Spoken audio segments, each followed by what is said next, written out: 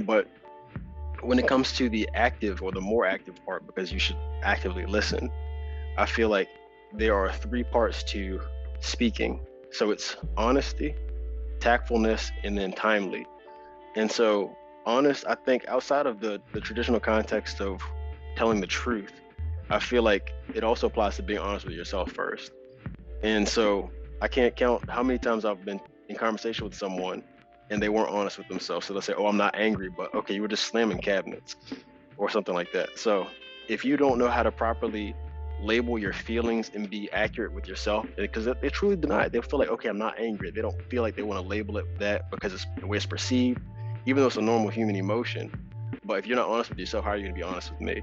So therefore, by default, the communication isn't effective. And then I guess that also manifests itself in saying that I'm okay, and then just sweeping shit under the carpet when in fact it's not okay, as opposed to saying, okay, something's off here. I don't feel good. I need some more time to talk about this. Cool. I would say that's a more effective way of handling that. And along the lines of honesty as well, I would say not getting out on technicalities, because a lot of times people will say, okay, well, I didn't lie because I told the truth, but I just left out X, Y, and Z. Well, I feel like that's just deceptive. And so by default, withholding information and deceiving people, I try to think about how I feel in those situations, if that was to be happening to me, or the impact of it, because provided the full context of the situation, that could completely change the way you behave, interact, the way you process it, your response, all that. And then the second part about tactfulness. So thinking about, is it helpful? Because a lot of people get fascinated with the idea of brutal honesty. And by filtering it through this lens, you actually are able to remove a lot of the crap. And so by asking yourself, is it helpful? Is it going to be conducive and move either the relationship forward or the situation, the problem? Then that allows you to strip away stuff like I said. But then also asking yourself, does this need to be said? Because I think the most common way that this is brought forth is people bringing up issues that aren't relevant. So we're talking about, I guess, me, I don't know. I wish I had an example. Okay, me not following up to commitments and saying doing things I said I was gonna do. And so we're having a conversation about that.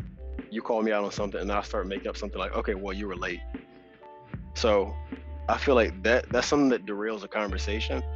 There was actually a conversation I had with an attorney during a leadership course, and he was saying I had done something like that in a speaking exercise, because he had set up a conversation for us. He's like, okay, you guys talk about this. He was going to analyze us.